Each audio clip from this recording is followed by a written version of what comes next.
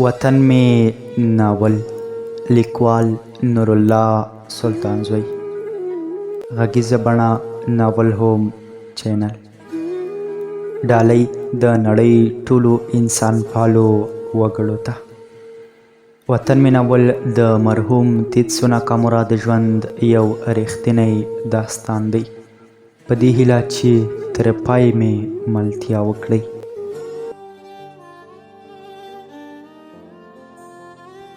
د کمپیوټر په کیبورډ مې یوه ټسا جوړه وه آخري پاراګراف و ټایپ مې بند کړ کمپیوټر مې هم بند کړ د څوکۍ پر ژۍ مې ورمېږ کېښود پام مې شو چې ټول زما په تمه دي بیرته مې سر راپورته کړ ځان مې نیغ ونیوه د سبا د ورځې په مهالویش خبرې روانې شوې مسؤل کس هر چا ته خپل کار وروښود زه یې تر ټولو اخر ته پرېښودم د ټولو کارونه معلوم شول بیا یې ما ته مخ راوګرځاوه او ویې ویل تاسو ته مو یوه ځانګړې مرکه په پام کې نیولې ده زه غلی وم ځکه خبره لا نه وه خلاصه شوې د لیدنې ځای او کس یې نه وه راښودلی او له بله پلوه یې زه په عادي مرکو پسې هم نه لیږلم او تل به مې هغه مرکې ترسره کولې چې زموږ د څیړنیز مرکز به ورته اړتیا لرله او خورا به ارزښتناکې وي زه هماغسې غلی وم چې مسؤل کس زیاته کړه تاسو به سبا ته د یو جاپاني ډاکټر په ژوند یو متن جوړ کړئ زه بیا هم غلی وم ځکه چې موخه څرګنده نه وه او ټولو همکارانو په همدې عادت خواښ وم چې په ډېر دقت سره به د بل خبرې اورم مسؤل کس د میزې له سره یو ژېړ رنګه کاغذ راکړ په کاغذ مې سترګې ونیولې په کاغذ د کور او کوڅې ادرس لیکل شوی و لاندې ترې په انګریزي اعدادو د اړیکو شمېره هم لیکل شوې وه کاغذ مې ټول کړ په جیب کې مې کېښود سر مې پورته کړ او ومې ویل سمه ده سهار لږ ناوخته دفتر ته لاړم جیب ته مې لاس کړ هغه پرونی کاغذ مې راواخیست د دفتر په تلیفون کې مې شمېره ووهله ګوشکه مې غوږ ته ونیوه زنګ تیر شو د 3 زنګ وروسته مې د یو نارینه غږ واورېد هلو ومې ویل السلام علیکم پوښتنې مې ورسره وکړه ځان مې ور وپېژندو روح الافغان یم د وطن څیړنیز مرکز څخه مې اړیکه نیولې په همدې موقع اړیکه غوڅه شوه بیا مې شمېره ووهله ګوشکې مې غوږ ته ونیوه زنګ تیر شو سمدلاسه مې بیا هماغه غږ واورېد وبخئ فکر کوم شبکه کې ستونزه ده ومې ویل هیله کوم وخت مو نه نیسم غواړم له ډاکټر صاحب سره یوه مرکه وکړم او پر ژوند یې یو متن جوړ کړم او څېړنه پرې وکړم له هغه لوري مې واورېدل هر کله راشئ ستونزه نشته له یوې لنډې دمې وروسته یې بیا وویل ځای در معلوم دی ومې ویل هو ادرس مې اخیستی دی بیا مې واورېدل ښې چارې اړیکه غوڅه شوه په لومړي ځل ورسره مخ کېدم تر اوسه مې له نږدې نه وه لیدلی سم مې نه پېژندو یوازې له نوم سره بلد وم نه پوهېدم چې څه ډول به وي همکارانو ته مې وویل زه لاړم حمید موسک شو ځان یې د کمپیوټر د سکرین تر شا پټ کړ په غلي غږ یې وویل که ډوډۍ راباندې خورې نو زه هم در سره ځم ورتاو شوم حامد سر د کمپیوټر د سکرین تر شا ټیټ کړی و داسې ښکارېدو لکه یو څه چې لیکي اوږې یې نیغې نیغې وتلې وې وخندېدم ومې ویل څه چې زه خورم هغه پر تا هم خوړلی شم په دې وخت کې وهاب له بل کونجه راغږ کړ ستا ډوډۍ خو ما ته معلومه ده تر څو چې دې ټول کار نه وي خلاص کړی نه خپله ډوډۍ خوري او نه یې هم بل درنه خوړلی شي وهاب ملامت نه و یوه ورځ راسره لاړ د غرمې ډوډۍ مو په ماښام وخوړه نو ده هم هماغه وخت په یاد و ټولو ښه په کلس کلس وخندل. ما هم خندا ورسره غبرګه کړه. له خولې مې ور ووتل بس خوښه مو. زه مو له ځان سره بیا یم چې نه راسره ځئ هغه ستاسو کار دی. وهاب بیا له خندا شین شو. په خندا یې وویل زه خو نه در سره ځم، ستا له ډوډۍ مې هم توبه ده. بکس مې د میز پر سر کېښود، اړین توکي مې پکې کېښودل، زنځیر مې پسې ورکش کړ. د بکس پټۍ مې له اوږو تاو کړې، ټولو ته مې د خدای پامانۍ وویله او د کاري ساحې نوم مې ور واخیست. له دفتره ووتم. د کوڅې په سر کې د ټکسي په تمه وم. له یو اوږده انتظار وروسته یوه زړه ټکسي راښکاره شوه. موټر چلوونکي څراغونه راکړل. ما هم د سر په اشاره وپوهاوه چې موټر ودروي. موټر ودرېده. دروازه مې خلاصه کړه. په شاتني سیټ کې څوک نه ول او په مخکیني سیټ کې له موټر چلوونکي سره یو ځوان ناست و چې د سر ویښتان یې په اوږو پراته ول. بکس مې له اوږو ښکته کړ، په سیټ کې مې کېښود. زه هم ورپورته شوم. دروازه مې رابنده کړه. موټر چلوونکی تیار ځغاستې ته ناست و. له ګیرې لیولې ګوتې تاوې وې. ګیرې بدل کړ. د موټر له شا یې تورې لوخړې پورته کړې. موټر په کوڅو کې د مار په څېر تاو راتاو شو. تر څلور لارې ورسېدو.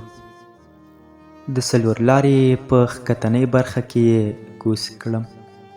د لاس په مړوند مې ساعت راتاو کړ. له 9:25 تېرې وې. د خلکو په ګڼه ګوڼه کې دوکانونو تر مخ تېرېدم چې د هوټلونو مخ ته د وازدو بوی مې په پوزه ولګېد. کبابیانو د غوښې سیخونه په سکرو ایښي ول. له هر هوټل څخه دومره د غوښې بوی او لوګي پورته کېدل چې د سړي حالت به یې بدل کړو. بکس مې په اوږه و. له بوی په تنګ شوم. په یوه لنډه کوڅه ورتاو شوم. تقریبا په 15 دقیقو کې د خپلې موخې تر تمځایه ورسېدم. په تمځای کې ډېر موټر ولاړ ول. هر ډریور نارې وهلې. یو کس یو کس. په زړه کې مې تېر شول که خدای کوي له انتظاره خو خلاص شوم. موټر ته ورپورته شوم. ومې لیدل چې یو بل کس هم کم و. یو څو دقیقې ورته په تمه شوم. صبر مې ونه شو. له موټر چلوونکي مې وپوښتل وروره څو تنه کم دي؟ ډریور ته د خدای هدایت وکړي. سپینې سترګې یې رابرګې کړې. په لوړ غږ یې له خولې ووتل وروره شور مه جوړوه. که ډېره بیړه دې وي نو د یو نفر کرایه پرېکړه بس در سره روانېږم. د دې خبرې په اورېدو مې تندی تریو شو خو څه مې ونه ویل. غلی پاتې شوم ځکه زموږ په ټولنه کې موټر چلوونکي لږ قهرجن دي او کله کله پر سپرلیو غوسه کېږي او دا خو یې ورځنی عادت دی چې 10 نفره هم کم وي دوی د یو نفر کم غږ کوي. تر څنګ مې یو سپین سړی ناست و. ږیره یې خریلې وه. په سر یې سپین او شنه ویښتان راخواره وه. غټې سترګې یې د عینکو په ښیښو کې ځلېدلې. خپلې عینکې یې له سترګو ښکته کړې. د لمن ژۍ یې راونیوله.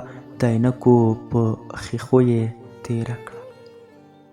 ښیښې یې سپینې وځلېدې. بیا یې عینکې په سترګو کړې او غاړه یې تازه کړه. ویې ویل راځئ ټول به 10 افغانۍ زیاتې ورکړو تر څو د هغه یو نفر کرایه ورته جوړه شي. د سپین سري سړي خبره په ټولو سپرلیو ښه ولګېده ځکه چې له انصاف یې کار واخیست او په تنګ شوی هم و. سپین سري سړي د سیټ له منځه ورغږ کړ راځه 10 افغانۍ زیاتې درکوو. د موټروان په مخ کې هم خوښۍ پیدا شوه او په ډېرې چټکۍ سره موټر ته راپورته شو. دروازه یې خلاصه پرېښوده. موټروان یو غوړ واسکټ په تن و، د غاړې غوړوالی یې له شا څخه هم ښکارېده او د جیبونو څنډې یې تکې تورې اوښتې وې. د واسکټ په جیب یې لاس دننه کړ، یوه توره کیلي یې راوویستله، د سویچ په سوري یې ور دننه کړه.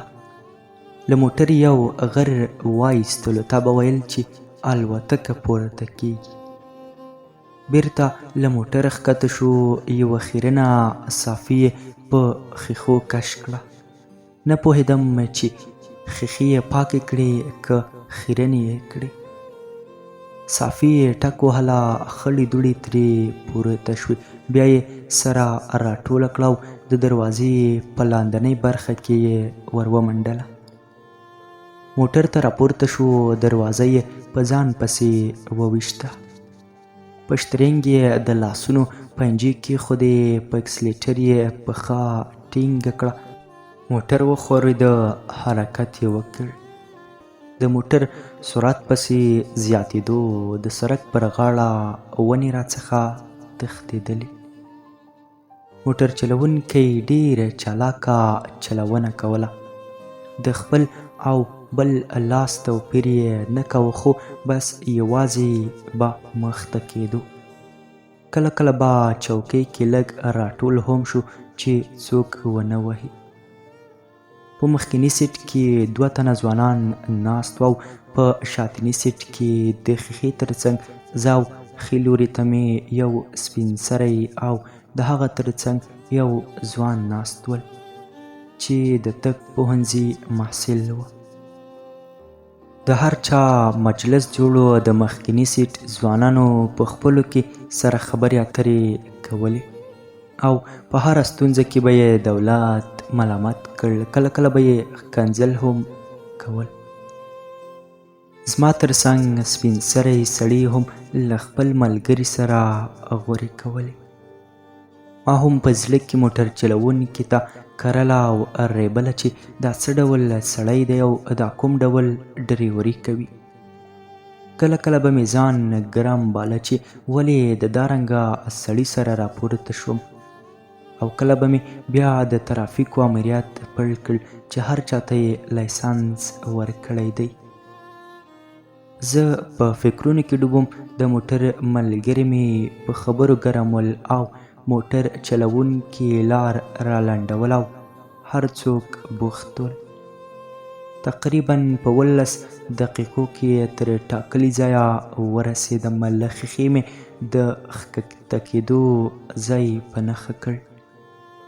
غاړه مې تازه کړه. پر موټر چلوونکي مې غږ وکړ: وروره، زه یو څو قدمه وړاندې هغه دروازې سره ښکته کېږم. موټر چلوونکی بې ځایه په بریک پښه ټینګه کړه. موټر ودرېدو.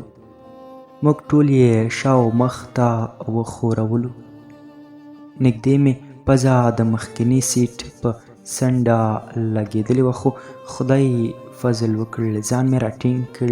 دروازه مې لا نه وه خلاصه کړې چې ترڅنګ مې شنګ شو. سور رنګه کرولا تېره شوه. ژر مې دروازه پرېښوده. موټر چلوونکي سترګې د عقب‌نما په ښیښه کې نیولې وې. په غټ غږ یې وویل: ښکته کېږه، موټر نشته. دروازه مې خلاصه کړه. له موټره راښکته شوم. موټر چلوونکي همدا 2 سترګې رانیولې وې چې پیسې ونه ځنډوم. ډریور لوري ته ورتاو شوم. د افغانیو سلګون لوټ مې ورته ونیوه. ژر یې د واسکټ په خیرن جیب لاس دننه کړ او پاتې پیسې یې راوشمارلې. ما خپلې پیسې په جیب کړې. له موټره بیا غر ووت. تر مخ مې تیر شو او شاته یې یوه توره لوخړه کوله. تا به ویل چې د خښتو داش روان دی. موټر په خپله مخه لاړ، زه هم د سړک کیڼ لوري ته په کوڅه ورتاو شوم. کوڅه خامه وه، خو د کورونو مخ ته یې ښې لویې لویې ونې ولاړې وې. په ټوله کوڅه کې ښه دروند سیوری جوړ و. کوڅه سره تر سره پاکه وه، هېڅ کاغذ، پلاستیک او خځلې پکې نه لیدل کېدې. د سړي زړه پکې سکون کاوه. د کوڅې تر نیمایي لا نه وم لاړ چې د خپلې موخې کور مې وموند. مخې ته یې ودرېدم. د دروازې د زنګ په تڼۍ مې ګوته ټینګه کړه. د زنګ په جغه ونه پوهېدم. یوه شېبه وروسته دروازه خلاصه شوه. یو ځوان لاس راوګوت کړ. ستړې مشي یې راکړه. له رنګه تور، خو په خټه کې یې شات ګډ ول. پرته له کومې پوښتنې یې په مخه کړم. د دهلیز په سر کې مې بوټ وایستل. په دهلیز ور دننه شو. د دفتر دروازه یې راوښودله. فکر کوم له وړاندې ورته ویل شوي نو ځکه یې نیغ په نیغه تر ډاکټره ورسولم. دروازه مې وټکوله. یوه شېبه غلی شوم. د مهربانۍ غږ مې واورېدو. دروازه مې ور خلاصه کړه. ومې ویل السلام علیکم. د سلام په اورېدو سره د میز تر شا یو لنډی سړی نیغ ودرېده او له میز راواوښت.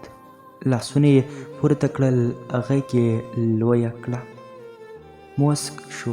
داسې ښکارېدو لکه چې د څو کلونو را په دې خوا یو بل پیژنو. دواړه لاسونه یې راڅخه تاو کړل. په غېږ کې یې ونیولم. د کورنۍ غړو او شرایطو پوښتنه یې راڅخه وکړه. روغبړ مو خلاص شو. د خپلې کاري میز پر سر یې په یوه سپینه تڼۍ ګوته ټینګه کړه. په دهلیز کې د زنګ کړنګا شوه. زه ولاړ وم چې لنډی سړی راتاو شو. دواړه یو کوچني میز ته په یوه اوږده څوکۍ کېناستو. یوه شېبه وروسته دروازه را خلاصه شوه. یو ځوان راننوت. لاس یې راوغځاوه. ویې ویل ستړی مه شي. بیا زموږ د میز ترمنځ ودرېد او زما تر څنګ لنډي سړي ته یې سترګې واړولې. ځوان په ونه ټیټ و، خو د ببرو باڼو په منځ یې سترګې شنې ځلېدلې. ډېر مینه ناک و. د سترګو باڼه یې زمبول. اوږدې نرۍ وریځې یې درلودلې. د وریځو ترمنځ یې فاصله وه، یعنې له یو بل سره نه وه نښلېدلې. لنډي سړي په شونډو ژبه تېره کړه. موسک شو. ویې ویل مېلمه راغلی. لاسونو ته یې ټک ورکړ. بیا یې وویل یوه پیاله تور چای خو راباندې ولوروه. د ځوان باڼه سره ورغلل. سترګې پټې کړې. بیا یې وغړولې او د هو په معنا یې سر وښوراوه. نور هېڅ ونه ویل. له دفتره ووت. زه هم نور غلی پاتې نه شوم. بکس مې راکش کړ. زنځیر مې خلاص کړ. له بکس مې سپین کاغذ راوویستلو او د مخ جیب څخه مې تور رنګه بیک قلم کش کړ. د قلم سرپوښ مې تاو کړ. بیا مې همداسې پر کاغذ کېښود. مخ مې تاو کړ. سترګې مې پورته کړې او د لنډي سړي پړي پړي ویښتان شنه او سپین ځلېدل. په پړسېدلو سترګو یې سپینې اوبو ځلا کوله. په پلنه لنډه پوزه یې ساه اخیستله. پر پیړو شونډو یې سپین لنډې بریتونه پراته ول او لنډۍ زنه یې سپینه ځلېده. په خټه کې یې ډېره مینه غږل شوې وه. نه پوهېږم چې ولې راته د نړۍ تر ټولو ښکلی او شتمن کس ښکارېدو. په لیدو یې نه مړېدم. څو دقیقې مې سترګې پکې نیولې وې. نه پوهېږم چې وجود به یې له کومې خټې جوړ و، خو خټه یې ډېره خوږه وه. وړاندې تر دې چې پر کاغذ څه ولیکم ومې ویل ډاکټر صاحب زه به خپل کار پیل کړم چې وخت مو ونه نیسم. پر شونډو یې سپین بریتونه وښورېدل، موسک شو. سپین غاښونه یې وبرېښېدل، په موسکا یې بدرګه کړه. مهرباني هیله کوم. قلم مې راپورته کړ، په ګوتو مې تاو کړ. خبره مې راجوړه کړه. له څو ثانیو چوپتیا وروسته مې په خبرو داسې پیل وکړ. روح الافغان یم، د وطن څیړنیز مرکز کارکوونکی. پرون مې زنګ هم کړی و. د سړي په شونډو بیا لنډ بریتونه وښورېدل، ویې ویل اخ. بیا یې ځان غلی کړ. زه هم غلی وم. د لاس ګوتې یې په سر تېرې کړې. په لوړ غږ یې وویل وطن.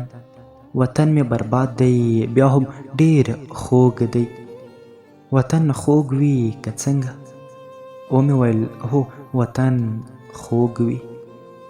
له یوې لنډې ساه اخیستو وروسته یې زیاته کړه څومره ښه نوم مو ورته ټاکلی، ډېره مینه ورسره لرم، تل زما د زړه مطالب خپروي. موږ د ځوان قشر د ذهنونو جوړولو ته ډېره اړتیا لرو، نو دا کار به په ګډه کوو.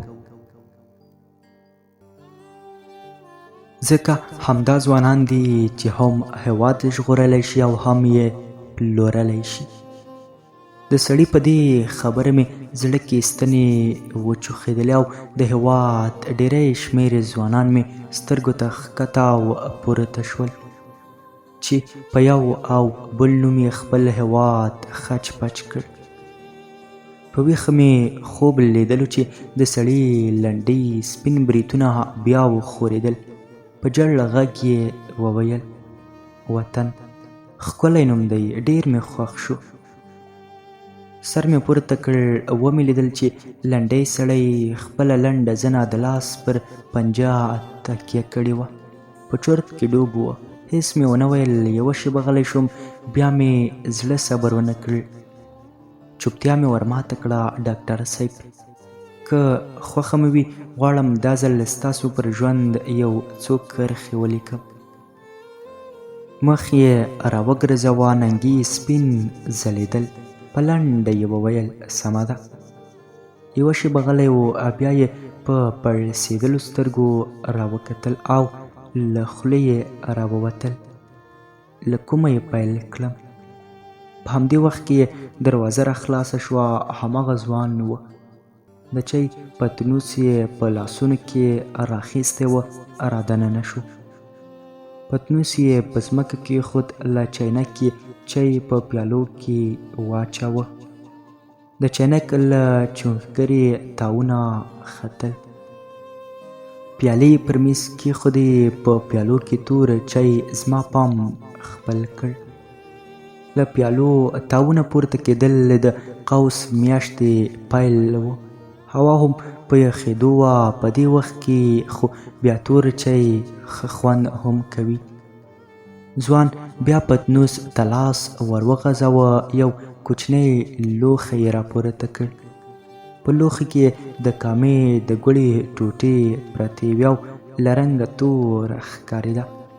خو د سوچهګنې ګوړه همداسې ښکاري. نور په خوند کې له روسي چاکلیټو هم غوره وي. او خولې مې ښه اوبه ورته وکړې. ځوان له کوټې ووت. ما هم له قلم سر کش کړ. پر سپین کاغذ مې ولیکل ځان مو راوپېژنئ. ما خپله پوښتنه نه تکرار کړې چې ډاکټر صاحب له خندا شین شو او ویې ویل زما لهجه خو سمه نه ده، راپسې ونه خاندې. د دې خبرې سره بیا له خندا شین شو. زه هم ورسره په خندا شوم او ومې ویل لهجه اړینه نه ده، انسان پالنه مهمه ده. بیا یې وویل سمه ده، دومره خو مې زده ده چې ستاسو پوښتنې پرې ځواب کړم. په سپین کاغذ مې سترګې ولګېدې. همدا خبره مې لنډي سړي ته تکرار کړه ځان مو راوپېژنئ. عجیب سړی و، هره خبره به یې په مسکا پیلوله او ویل به یې چې مسکا د زړونو د فتح کولو غوره اسلحه ده. ما ته هم ځکه ښکلی ښکارېدو چې مسکا یې په مخ خوره وه او مسکا څېره ښکلې کوي. سړی مسک شو، لاسونه یې یو پر بل وموږل، په ستونو کې یې رګونه وښورېدل، لاړې یې تېرې کړې او بیا یې زما پوښتنه داسې ځواب کړه: نوم مې تیتسو ناکامورا دی. بیا یوه شېبه غلی شو، شونډې یې سره وروستلې، غاښونه یې ټینګ کړل. له یوه لنډ فکر وروسته یې د میز پر سر کاغذ کې سترګې ونیولې. له یوې مسکا او وروسته یې وویل: نه پوهېږم چې انسانان یې ولې راسره نه مني. ما هم غوږ نیولی و، مرکه مې خورا حوصلې سره پر مخ وړله. د ژورنالستانو دا چلند مې نه خوښېده چې په پوښتنه کې پوښتنې ولټوم او له میلمه ځواب یوې او بلې خوا کړم. که څه هم دا په اوسني ژورنالیزم کې یو وایروس بلل کیږي چې له یو چا داسې پوښتنه وشي چې هغه لږ ترې لږه 3 دقیقې وخت نیسي او ژورنالیست بیا نیمه ثانیه هم نه ورکوي. زه هماغسې غلی وم چې بیا یې پیل کړه: زه خو وایم چې ټوله نړۍ یو کلی دی او ټول انسانان سره کلیوال دي. نو زه هم تقریبا له نن 83 کاله وړاندې د همدې نړیوال کلي د جاپان د فوکوکا په ښار کې د مور له لمن ولوېدم. بیا یې ما ته سترګې راونیولې او ویې ویل: تر اوسه خو ځوان یم. بیا یې په کړس کړس وخندل.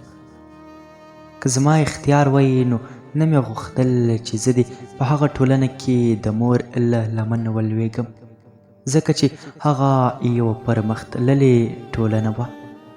زما زیږون ته یې هېڅ اړتیا نه درلوده.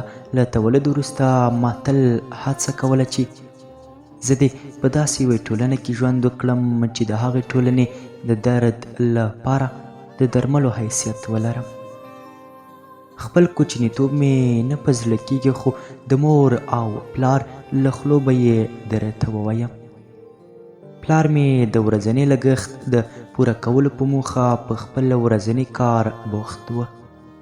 مور به مې تل تر څنګ لرله او یوه شېبه یې هم پرته له ما نه تېروله. تل به یې راته کیسې ویلې او په هماغه کوچنیتوب کې یې راته د وطن پالنې مینه راوښودله. ورځ تر بلې ښه کېدم، له وجوده کمزوری وم خو له ذهنه بیا بیدار وم. مور به مې هر وخت له بازاره راته د بېلابېلو حیواناتو څېرې او موډلونه لکه زمری، لیوه او ګیدړ راوړل. له بازاره به چې راوګرځېده نو زما د لوبو له سامان به یې هم یوه کوچنۍ پنډه جوړه وه. زما مخې ته به یې کېښوده. زه به هم له خوښۍ په ټوپو وم. مور به مې راته ویل: زویه دا زمری دی، د ځنګل پاچا یې هم بللی شو. دا له نورو پاچایانو سره ډېر توپیر لري. توپیر په دې کې دی چې هېڅکله پر بل حیوان تېری نه کوي. له ټولو حیواناتو ځواکمن دی، خو له هېڅ حیوان سره خپل زور نه ازمایي. که له لوږې مړ هم شي پردی ښکار نه خوري. بیا به یې د بل حیوان نه موډل راپورته کړه او خبرې به یې وغځولې: دا لیوه دی. هسې د لیوه نوم بد دی. موږ چې کله کوم ظالم انسان ووینو نو هغه د لیوه په نوم نوموو، خو په رښتیا سره لیوه دومره بد هم نه دی. لیوه هم یو ځواکمن حیوان دی، خو هېڅکله هم یو لیوه پر بل لیوه ستم نه کوي. لیوه په نس زورور دی، تل د خپل نس مني، خو دومره هم نه چې د یو وخت خواړه لپاره پر بل لیوه ظلم وکړي. که له لوږې هم مړ شي پر بل لیوه به هیڅ زیاتی ونه کړي. ما تر اوسه نه دی اورېدلی چې یو لیوه د خپل نس د ډکولو لپاره بل لیوه وژلی وي. بیا به یې بل حیوان راپورته کړ. ببره لکۍ به ترې ځوړنده وه او به یې ویل دا بیا ډېر چالاکه حیوان دی، نوم یې ګیدړه دی. تل د خپل نس په هکله فکر کوي او بې کبره هم دی، د زمري پاتې شونې پسې ګرځي. چالاکه دی خو دومره هم نه چې د خپل نس لپاره له بل ګیدړ سره چالاکي وکړي او هغه غلط کړي. زه هغه وخت پر دې خبرو نه پوهېدم، یوازې د لوبو په موخه به مې له ټولو ګټه اخیستله. کله چې لوی شوم په دې وپوهېدم چې مور مې په لوړه کچه انسانیت پالنه راښودله او دا زما د کوچنیتوب دویمه مرحله وه. دا دوره دومره هم په ټوپو ډېره ژر تېره شوه. د ماشومتوب درېیمه مرحله مې پیل شوه. د درېیمې مرحلې په نیمایي کې به مې مور په دې خبرو ډېر ټینګار کوه چې زویه له انسان سره مینه وکړه، ځکه چې انسان وطن ژغوري. له وطن سره مینه وکړه ځکه چې وطن د انسان بړستن ده. ژوند وکړه او نورو ته ژوند ورکړه.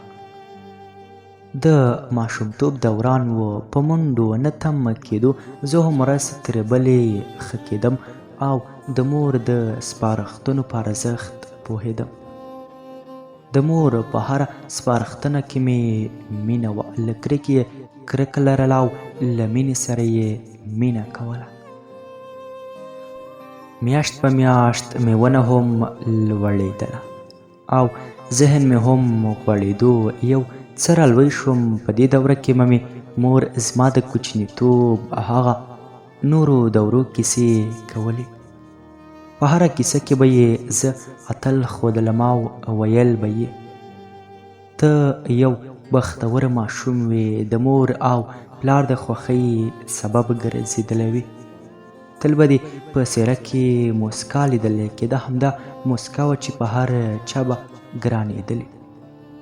او دا ډاډ درکوم چې عمر به دې اوږد وي، ځکه چې موسکا عمر اوږدوي او د انسان تر ټولو غوره ډاکټر دی. دا فطري خبره ده چې د مور هره خبره خوږه وي. ما به هم ښه په مینه اورېدې. د کوچنیتوب ارزښت هغه وخت معلومیږي چې کله څوک زلمی شي. بیا هر څوک وایي چې کوچنیتوب پاچاهي ده، پاچاهي. زما د پاچاهۍ وخت هم په تمامېدو، خو زه نه پرې پوهېدم. اوس مې هم په یاد دی چې یوه شپه مې مور او پلار په ښوونځي کې زما د شمولیت خبرې کولې. ما هم له ښوونځي سره مینه پیدا شوه. تل به مې په تلویزیون کې د دولت مامورین خوښېدل.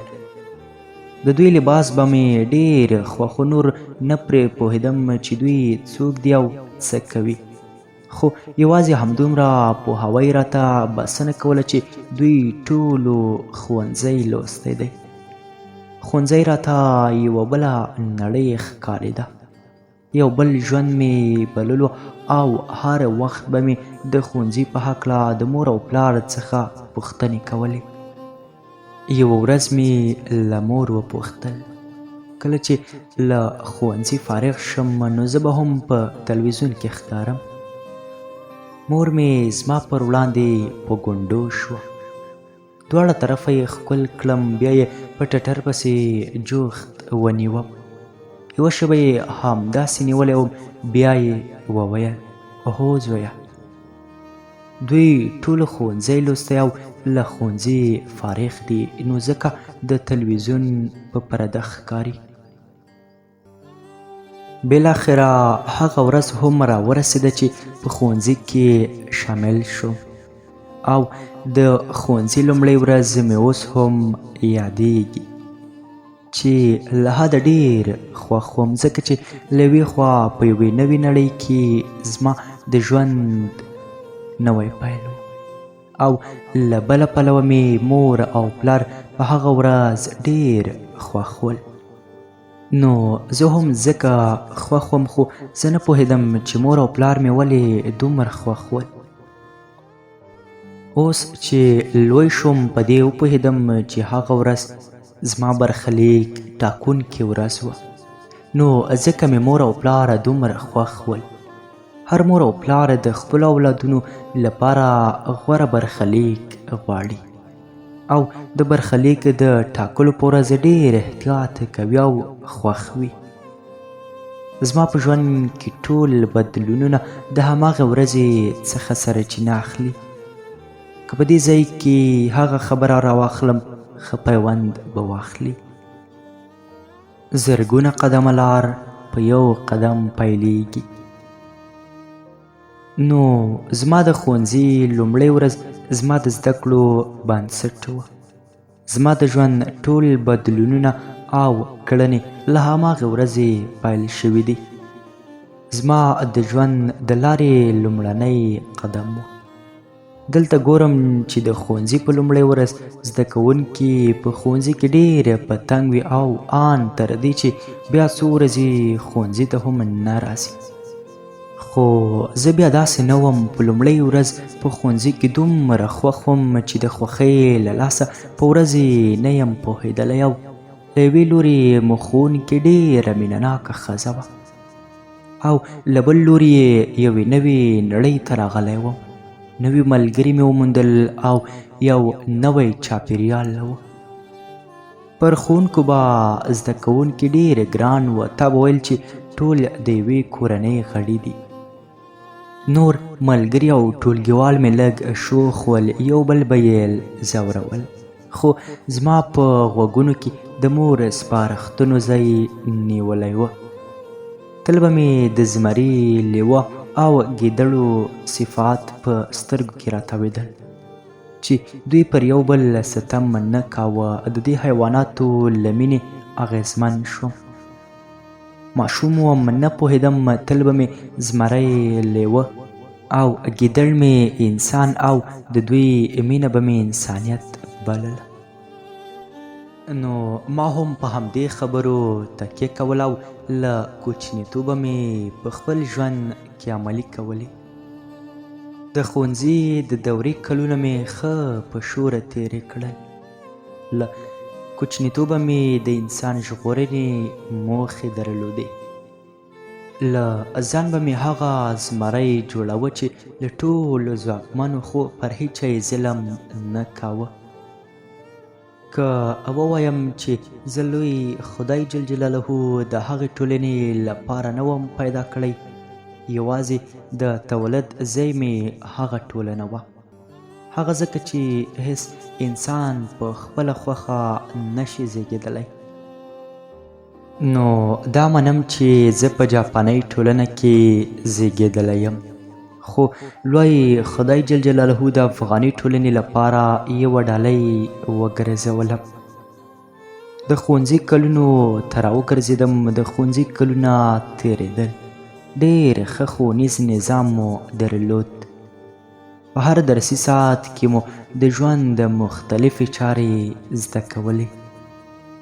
د لومړي او دویم ټولګي په تمامېدو سره مې د خپلې ژبې په لیک او لوست بری ومونده او دریم ټولګي ته بریالی شوم.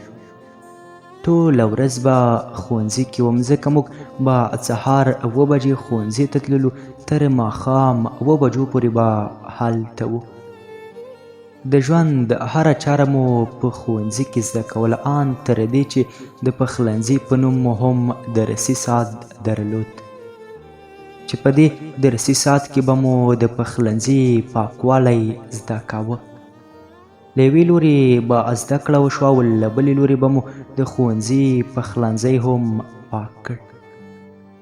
د وخت په تېرېدو سره لوړو ټولګیو ته ورسېدم. درس به هم پیچلی کېده او مسؤلیتونه به هم زیاتېدل. د هر استاد لیکچر راته د ژوند تر ټولو ښې او غوره خاطرې دي. که ژوند په نیمه لاره کې پرېنښودم نو دا لیکچرونه به ټول ټکي په ټکي لیکم او د نړۍ ښوونکو ته به یې ډالۍ کوم. د یو څو استادانو خبرې راخلم. د چیکاموري په نوم یو استاد به هر وخت راته ویل موږ او تاسو دلته انسانیت لپاره زده کړې کوو او لویه موخه مو ژوندیو ته ژوند ورکول دي، نه له ژوندیو ژوند اخیستل. موږ به یې تل دې ته هڅولو چې بدي باید په بدۍ سره ځواب نشي. د بدۍ پر وړاندې ښېګڼه کول لوی انسانیت دی او دا خبره به یې تل په خوله وه.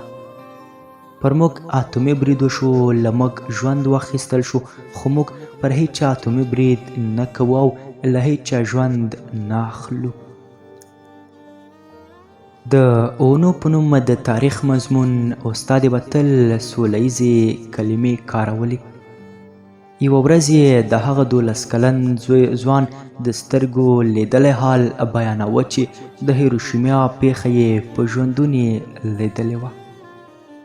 د ونو له سترګو اوښکې څریکې وکړې، بیا یې د پروجیکتور پر پرده یو خړ یعنې تور او سپین تصویر روښانه کړ. تصویر بدرنګ نه و خو ډیر بدرنګ ښکارېدو. بیا یې وویل ګرانو زده کوونکو دا هارو تاناکا دی. هارو تاناکا وایي زه 12 کلن وم چې هېواد مو د جګړې په اور تود شو. یو زړه بوږنوونکی حال رامنځته شو. له راډیو به مو له وژنې بله کلمه نه اورېدله. په لومړۍ ورځ مې د راډیو له لارې د یو نظامي قومندان له خولې واورېدل موږ وګټله، جګړه به پای ومومي. زه په دې خبره ډېر خوښ شوم ځکه چې له جګړې ستړی وم او جګړه زما لپاره ستونزمنه وه.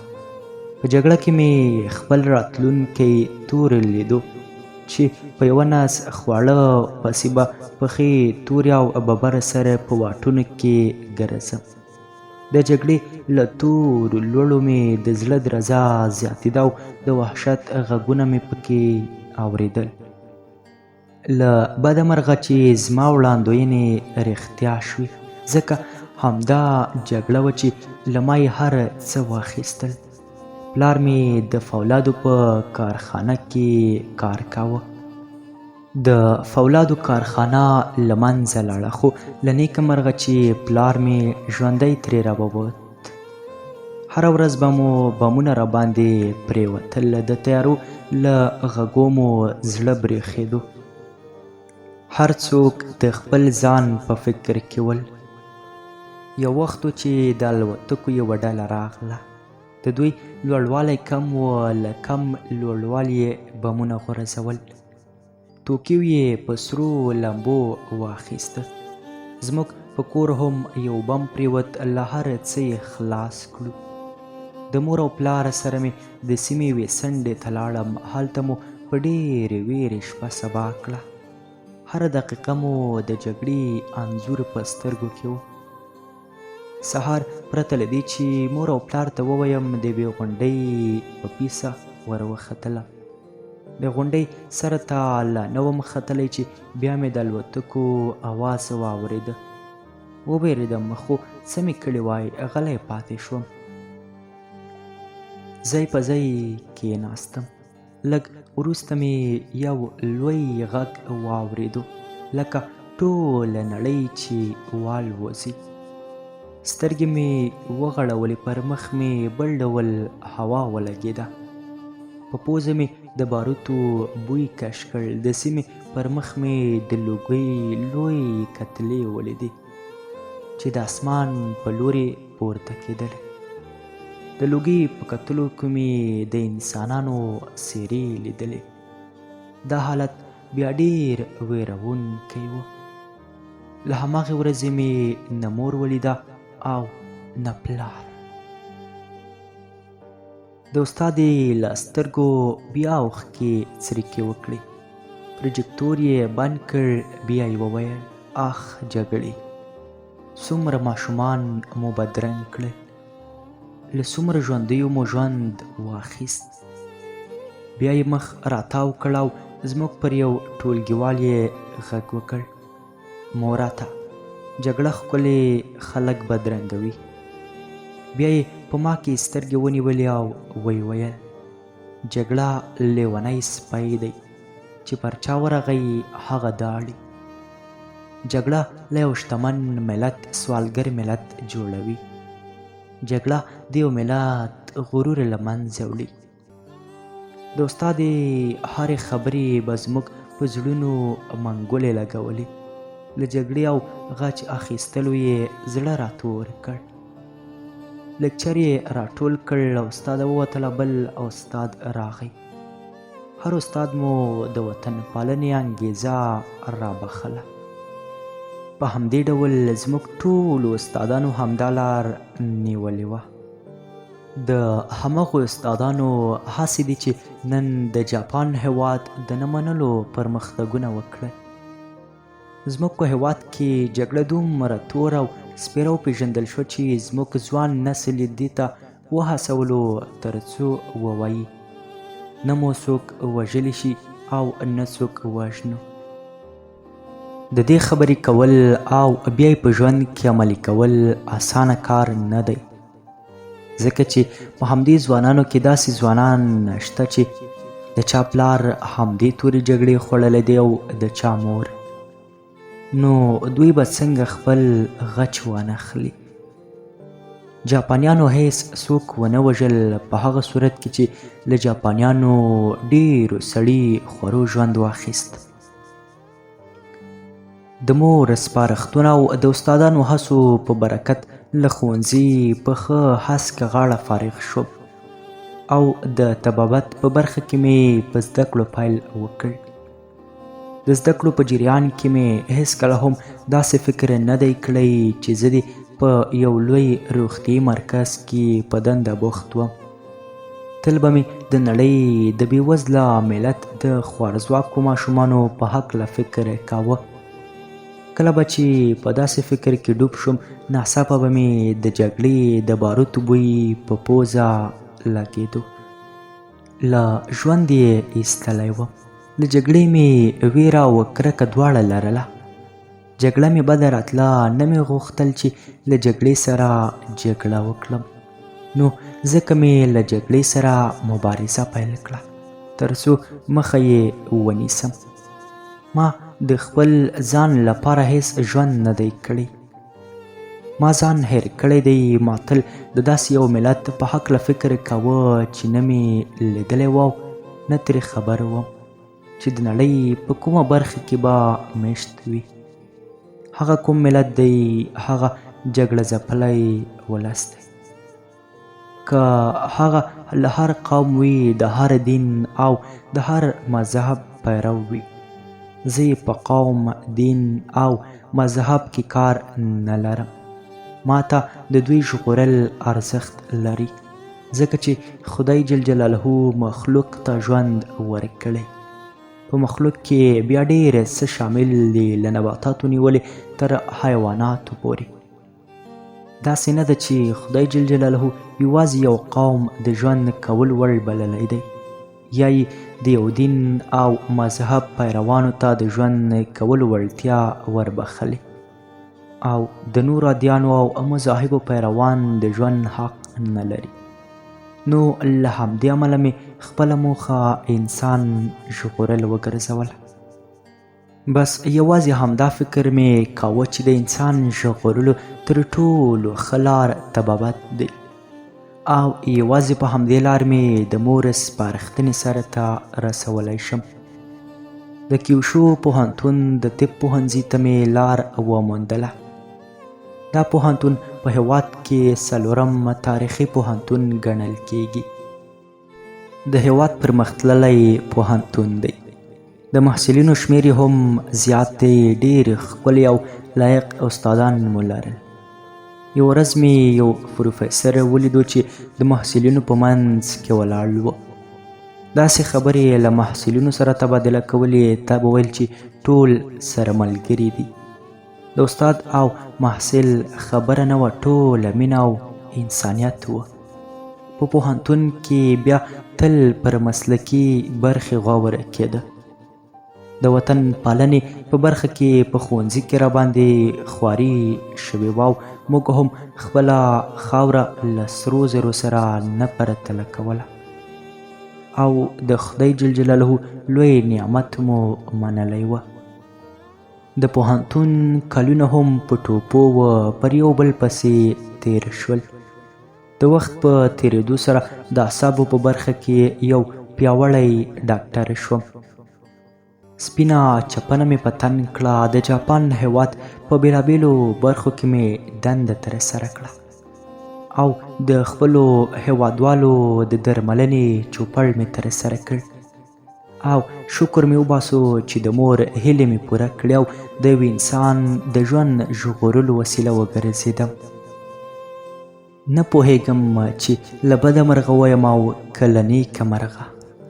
په خپل هیواد کې مې روح خوښ نه وه ځکه چې هلته زما په څېر ډېر ډاکټران وه. هېڅوک له دومره سختو ستونزو سره نه و مخ چې له ژونده د لاس په سر شي او په نورو ټولنو کې مې بیا داسې ستونزې هم لیدلې چې د یوې کوچنۍ ناروغۍ پر وړاندې به هم ځینو ناروغانو له ژونده لاس اخیست. دا خبره بیا راته ځورونکې وه خو نه پوهېدم چې دا ټولنه به کومه ټولنه وي. د ملګرو ترمنځ معلوم وم، ټولو مې احساس درک کړی و.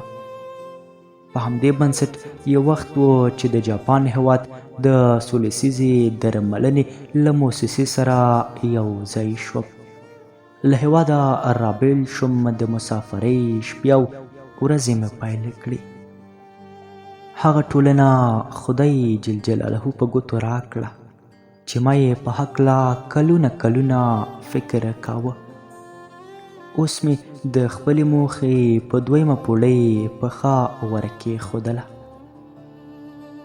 په پېښور کې مو د کی په نامه اویا بستریز روغتیایي مرکز جوړ کړ تر څو له جګړې راستنېدونکو انسانانو درملنه وکړو.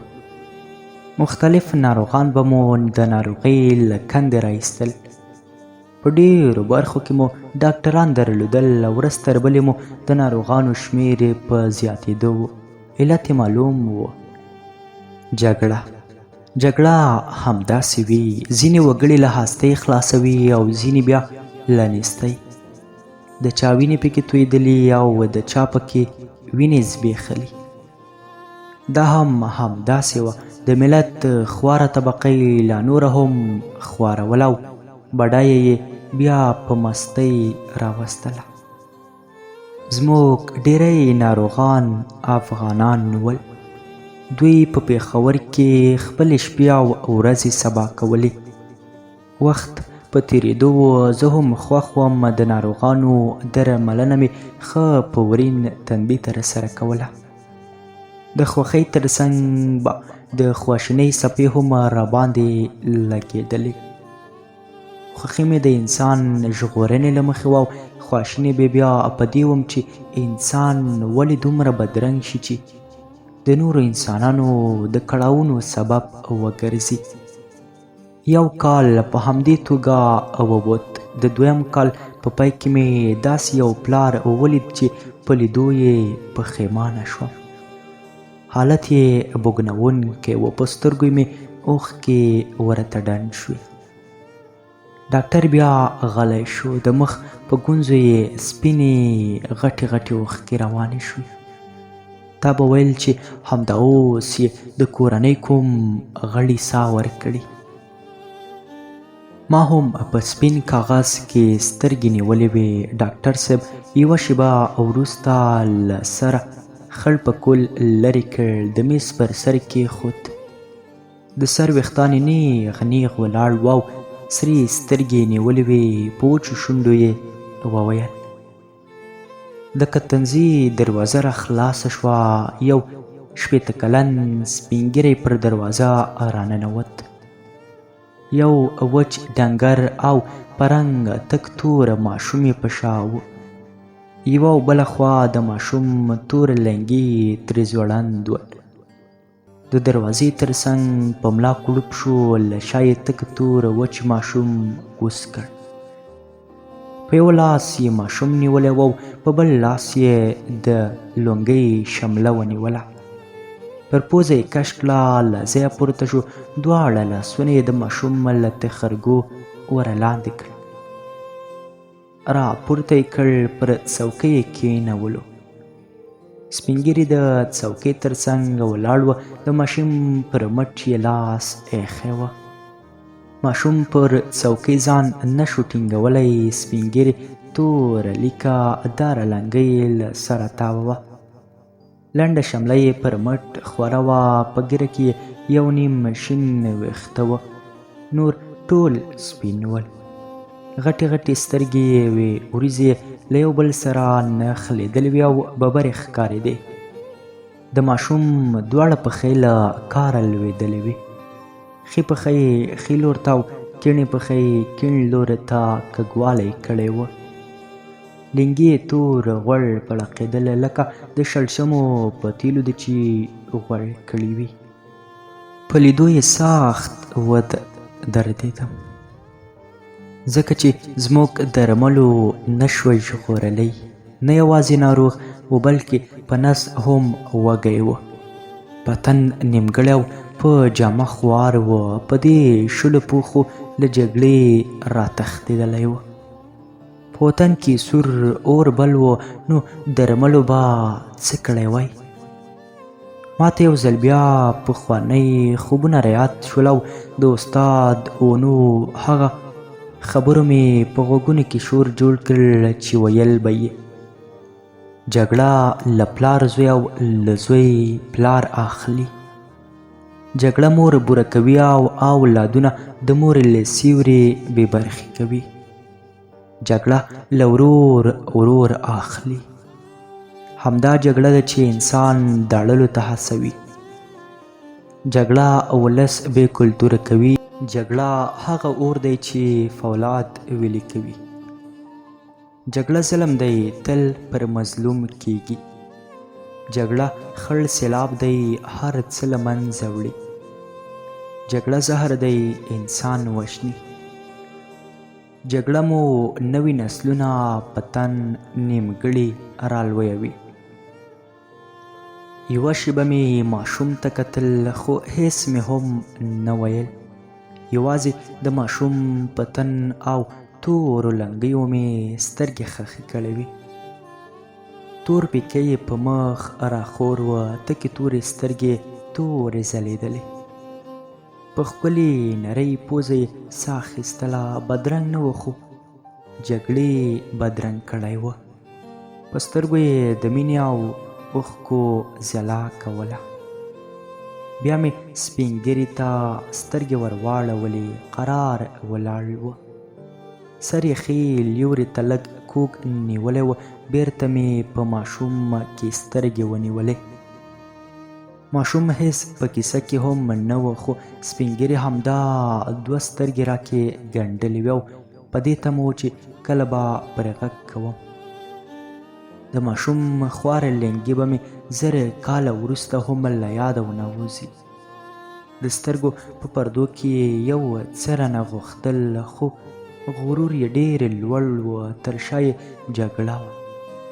جګړې ژوند ور اور کړی و. لنګې جګړې ور تور کړي وه. زړه مې غټ کړ. له فکرونو مې ځان راوویست. ځان ته مې ټکان ورکړ. په مړه لهجه مې وپوښتل، بابا د کوم ځای یاست؟ ډاکټر ته لازمه نه ده چې د ناروغانو د ځای پوښتنه وکړي، خو زه به تل د ناروغیو په علت پسې ګرځېدم. نو د علت د پیدا کولو لپاره بیا د ناروغ په هکله پوره پوهاوی اړین دی. د بابا وچې شونډې خلاصې شوې. شونډې وچ او تور پتري نیولې وه. اوږده سپینه ږیره یې وښورېده. زما پوښتنه یې لنډه را ځواب کړه. له پولې هغه خوا راوښتی یم. د بابا په مخ هرې ګونځې مې په زړه کې چاړه وهله. د لاسو سپېره پوستکې له نیستۍ خبرولم او له لمن یې د جګړې د باروتو بوی ختلو. د ماشوم درملنې وخت تیر و، خو هسې د دوی د فکر د بدلولو لپاره مې یو 2 ملهمه په یو سپین کاغذ ور ولیکل. کاغذ مې ورکړ، ژر یې د دواړو لاسونو ګوتې ترې تاوې کړې. کاغذ یې وغوړاوه، په کاغذ یې سترګې ونیولې. تا به ویل چې پرې پوهیږي. فکر کوم یوازې د قلم رنګ لیدو چې پر کاغذ مې څه لیکلي که نه. بیا یې کاغذ هماغسې غوړېدلی په 2 ګوتو کې نیولی و. خیرن او چاود لاسونه یې پورته کړ، ویې ویل: ډاکټره خوار مه شي. انسان تل له هغه څه ویرېږي چې پرې تېر شوي وي. بابا هم له خوارتوب ځکه ویرېده چې د کورنۍ لاندې کړې وه، نو ځکه یې پر بل هم نه لورېده. د لاس د ګوتې په اشاره مې ځای ور وښود چې هلته لاړ شه تر څو درمل درکړي. بابا بیا ماشوم ته خپلې وچې اوږې ور لاندې کړې. ماشوم یې په شا واړوه، په دروازه کې په څنګ شو، په څنګ ووت. د ماشوم تورې لنګې یوه او بله خوا زنګېدل. د دروازې رابندولو لپاره بیرته راتاو شو. په آخري ځل مې سترګې ورسره مخ شوې. په سترګو یې د مننې یو ډول انځور و، خو دا ځل یې لیدل راته ډېر ستونزمن تمام شول. پیاده ته مې ورغږ کړ. 10 دقیقې مې یوازې پرېږده. د پیاده عادت و، په هره خبره به یې خبرې کولې، نو د خپل عادت له مخې یې وویل: ناروغان خو لرو. تندی مې تریو کړ، په تونده لهجه مې ورته وویل: وایم 10 دقیقې مې یوازې پرېږده. دا ځل پیاده وپوهېده، هماغسې یې وکړل، ناروغان یې وځنډول. یو څو دقیقې وروسته په دهلیز کې د ناروغانو شور جوړ شو. دروازه مې ور خلاصه کړه، ومې ویل: راځئ هر څوک دې په خپل نوبت راننوځي. ناروغان هم ملامت نه ول، دوی په ستونزو کې ول. دا طبیعي خبره ده چې هر څوک له ستونزو د خلاصون په لټه کې وي. ناروغان را شروع شول، ما هم پرته له ځنډه کتل، خو نه مې ناروغ سم لیدی شو او نه یې په ناروغۍ سم وپوهېدم. بس هر ځای کې راته هماغه د ماشوم تورې لنګې ښکارېده. دا ورځ خو تېره شوه، شپه شوه، ټوله شپه مې په ویښه تېره کړه. کله به په یو لټ واوښتم او کله به په بل لټ. خوب مې ورک و. تر سهاره مې سترګې ورنغلې، سترغلي مې پړسېدلې وه. سهار بیا پر خپلې څوکۍ کېناستم. د ناروغانو تګ راتګ پیل شو. ناروغان مې هم کتل او له پولو د اوښتو په هکله مې هم فکر کاوه.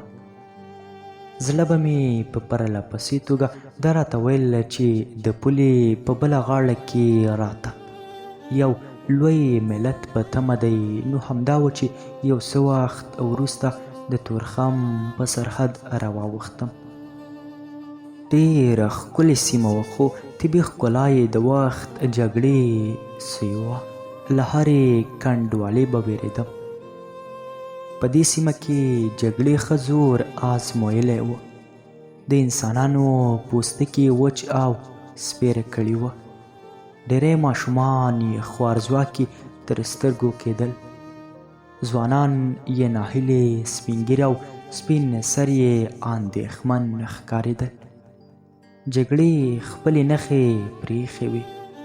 لوی ولس و، خو لویې ستونزې یې لرلې. په سیمه وګرځېدم. په څو ورځو کې مې ټوله سیمه له سترګو تېره کړه. هر ځای مې ښه په غور سره ولید.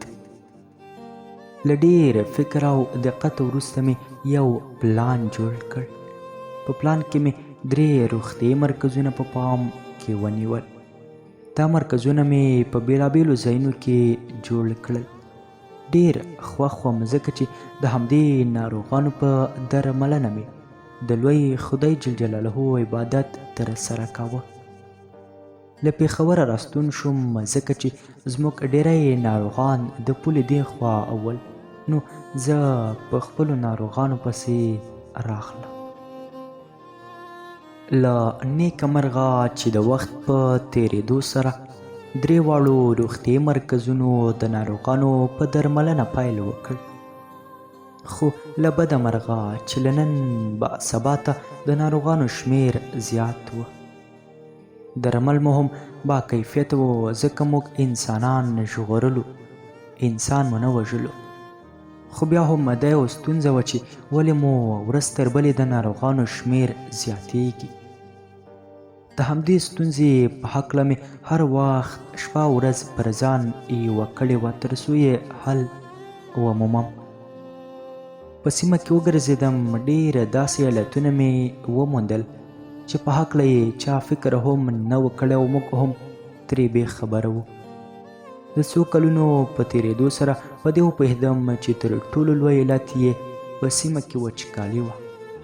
د پاکو اوبو نشتون و. زموږ د ناروغانو زیاته برخه به هغه ماشومان، ځوانان، سپین ږیري او سپین سري ول چې کولمو په ناروغۍ بخته ول.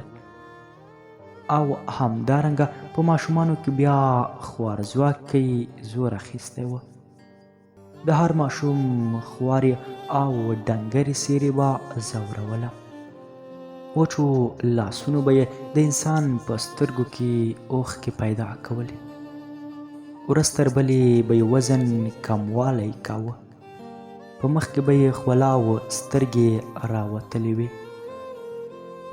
د جاپان هېواد سوله ییزې موسسې مشران مې خبرې کړل او قناعت مې ورکړ چې د دې ناروغیو د له منځه وړلو لپاره نه یوازې درمل بسنه کوي، بلکې د دوی د علت له منځه وړلو لپاره باید کار وشي، چې تر ټولو بنسټیز علت یې د پاکو اوبو نشتون دی. د مختلفو ناروغانو انځورونه مې ور ولېږل. د هغه ماشومانو انځورونه مې ور ولېږل چې په بدن یې یوازې ګونځې پوستکی پراته ول. د پښتیو هډوکي به یې له ورایه شمېرل کېدل. وچې کلکې پښې به یې په ځان پسې څکولې او د هر لیدونکي زړه به یې دردولو. زموږ مشران ډېر زړه سوانده خلک دي، له انسان سره مینه لري.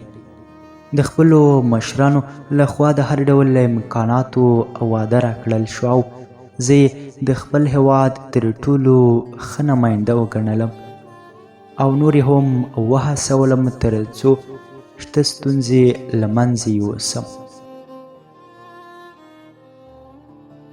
نو د دې ستونزې د بنسټیز حل په موخه مې وویل په دې سیمه کې یو کانال د 100 ډاکټرانو څخه ګټور تمامیږي. اوبه ژوند ژغوري. یوازې اوبه دي چې د دې سیمې انسانانو ته ژوند وربخلی شي. همدا اوبه دي چې په نس وږې مړوي. اوبه د جګړې د باروتو بوی له منځه وړي. په دې ځای کې ما هم غاړه تازه کړه او د خبرو په منځ کې مې د پوښتنې په بڼه له خولې ور ووتل. په همدې وخت کې مو له طبابت لاس واخیست. ډاکټر شونډې وچیچلې، بیا یې وویل نه، زه هېڅکله هم له طبابت لاس په سر نه یم، خو طبابت هم پوله لري. ټولې ستونزې هم په طبابت له منځه نه ځي. دا خبر مې په شعار اوښتې ده. لوږه او تنده په درملو نه ورکېږي. نو له همدې ورځې مې د اوبو په هکله خپلې هڅې عملي کړې او په سیمه کې مو د وخت په تېرېدو سره تقریبا 1400 څاګانې وایستلې، چې دا په خپله د کولمو د ناروغیو د مخنیوي په برخه کې خورا لوی بدلون دی. که ووایم چې دې سیمې څوک نه لرل نو سمه به وي، ځکه چې انسان پکې له تندې جل وهلو ډبرې له ګرمۍ تکې تورې سوځېدلې وې.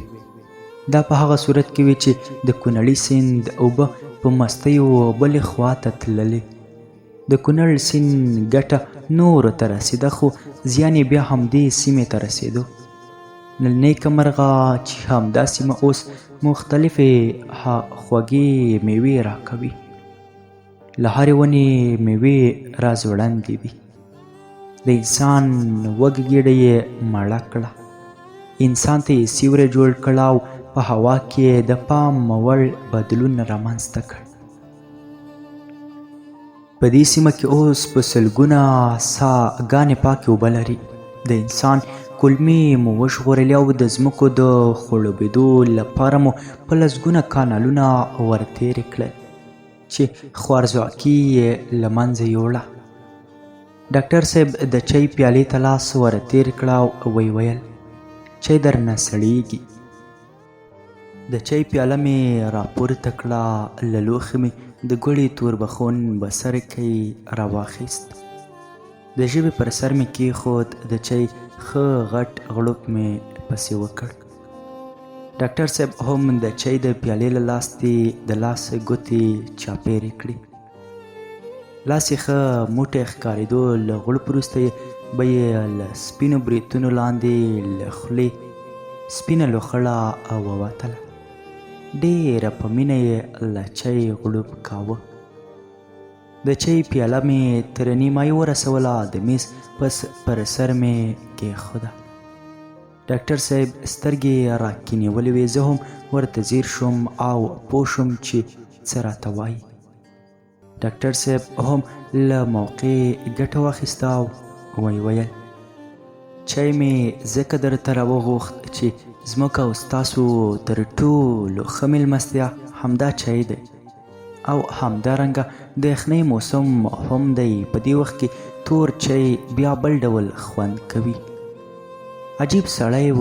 ځان یې د همدې ټولنې یو وګړی شمیرلو او هیڅ د پردیتوب فکر یې نه کاوه. ځان ورته یو جاپان نسل افغان نه بلکې افغان نسل افغان ښکارېده. پر افغاني کلتور مین و. ډېر وخت به یې په یو پتن افغاني لباس و. خړ پکول به یې پر سر و. د چای پیاله یې لا هماغسې په لاس کې نیولې وه او له لاستې یې موټی تاوه. زما د چای د څښلو په تمه و. ما هم دوباره پیاله راپورته کړه او چای مې په سر واړولو. پیاله تشه شوه. د میز پر سر مې کېښوده. ډاکټر صاحب بیا په خبرو پیل وکړ. ما هیڅ نه دي کړي بلکې یوازې د خپلې مور سپارښتنې مې عملي کړي دي. خو په دې سپارښتنو بیا انسانانو ته د انسان په سترګه لیدل کیږي. یو انسان بل انسان نه داړي او طبیعت په خپله ګټه راڅرخوي. لکه موږ چې د کونړ سیند اوبه راتاوې کړې او په زرګونه انسانان مو له ناروغیو خلاص کړل. په دې شاړو کې به هغه وخت انسان ویرېدو د بدرنګۍ تورې لړۍ خورې وي. لیکن نن په هره لاره چې ځي د ونو سیوری دی او انسان ورڅخه خوند اخلي. د بدرنګۍ ځای ښکلا نیولی دی. له هرې ونې میوې راځوړندې دي او له طبیعت مو ګټه واخیستله. موږ څو ګټې وکړې. لومړی ګټه مو د ناروغیو کموالی و. بله ګټه مو د ځوانانو د ذهانو جوړول و، ځکه چې دا سیمه یوه شاړه وه خو دومره بدرنګي هم نه لرله لکه د جاپان هیواد. ډاکټر صاحب یوه شیبه بیا غلی شو. ما ته هم حیرانوونکې ښکاره شوه چې د جاپان هیواد کومه بدرنګي به یادوي. جاپان خو بدرنګ نه دی. چوپتیا یې ماته کړه. خبره یې وغځوله. په جاپان کې د ورځې څو ځلې زلزلې رامنځته کیږي او که ووایم چې په هره دقیقه کې د جاپان ځمکه ښورېږي نو سمه خبره به مې کړې وي.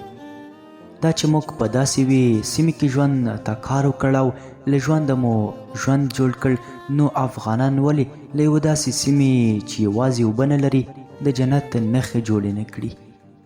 اوبه هم لري، یوازې ورګرځول غواړي. سیندونو ته یې نور سڼې اچوي، پشتو اوبو کې یې ځمکې شاړې دي. که چیرې زموږ په هیواد کې بل څوک وای نو فکر کوم په دې پلمه به هیڅ نه وای کړی چې دلته تل زلزلې وي نو دلته ژوند کله کیږي. لیکن موږ ډېر څه وکړل. له موږ خو افغانان کلک خلک دي. آیا دوی به ژوند ته کار ونه کړي؟ هو کولی شي، خو دلته څوک له چا سره مینه نه لري. هر څوک د خپل ځان په غم کې ډوب دی. د دې پر ځای چې ستونزې حل کړي ستونزې رامنځته کوي. په دویم قدم کې موږ پر کانالونو کار پیل کړ تر څو د نیستۍ لیمڅی ورټول شي او په راتلونکي کې هیڅ ماشوم مو خوارځواکی نه وي. همدارنګه هر څوک له خپلو مټو خولې وسسوي، ورغوي تڼاکې کړي او ځان ستړی کړي، نو په پایله کې به یې ګټه هم نورو ته ورسیږي او هم ځان ته. موږ او تاسو باید تل خپل کارونه په دې ډول ترسره کړو چې نه موږ ته زیان واوړي او نه بل ته.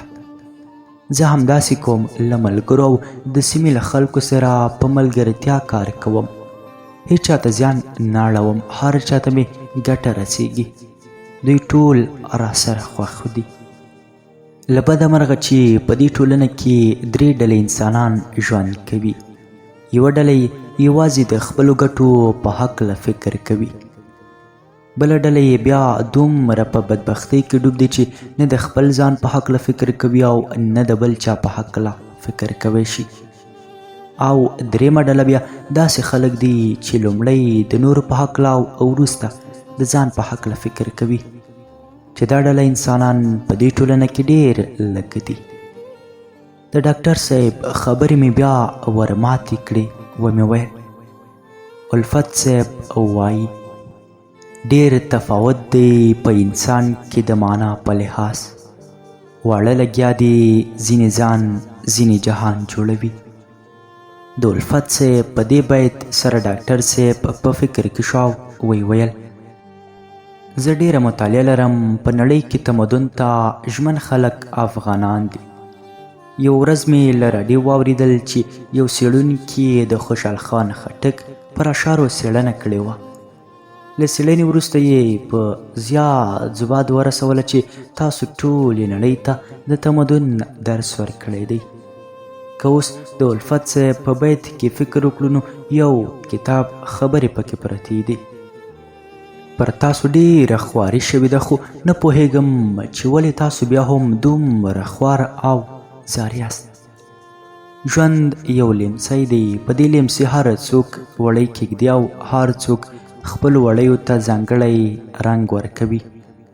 له بده مرغه چې د ژوند په لیمڅي کې ستاسو د وړیو رنګ تت دی او له وړیو مو تل د جګړې د باروتو بوی خیږي. فکر کوم چې دا خبره به سمه وي چې خبرې هر څوک کوي خو عمل سخت دی. عمل کول آسان کار نه دی. د دې پر ځای چې موږ خبرې وکړو باید عمل وکړو. دې سیمې ته د کانالونو په ورتېرولو سره د زرګونه کورنیو په ژوند کې بدلون رامنځته شو. هره کورنۍ په خپلو پښو ودرېده. اوس د هرې کورنۍ ورځنۍ چارې په کښت پیلېږي. په دې 11 کاله کانالونو سره تقریبا 1 میلیون افغانان له ستونزو وژغورل شول. موږ نږدې 1 میلیون انسانان دې ته وهڅول چې د ژوند له ځغاستې سره سیالي وکړي. په بر سر او لوڅو پښو له ژوند سره وځغلي او په سیالۍ کې بریالي شي. موږ به چې کله د کانال په چارو کې کار کاوه، زما کار نه و معلوم. کله به مې په ماشین کندې ایستلې، کله به مې له نورو کارکوونکو سره په ګډه په بوجیو کې کاڼي راوړل او کله به مې هم هغه کار ترسره کاوه چې هر کارکوونکي به ځان ترې ایستلو. زه د مور او پلار نازولی زوی وم. زده کړې مې یې راباندې وکړې. یو پیاوړی ډاکټر یې راڅخه جوړ کړ. په هېواد کې مې ښکلی ژوند، ښه کورنۍ لرم، ښکلې مېرمن لرم او ښه هېواد لرم. دې ته څه اړتیا ده چې زه دې په بوجیو کې کاڼي واچوم او له نورو کارکوونکو سره یې یوسم. ستاسو په هیواد کې داسې یو ډاکټر راوښیه چې د خپل هیواد لپاره خپل فیس نیمایي کړي.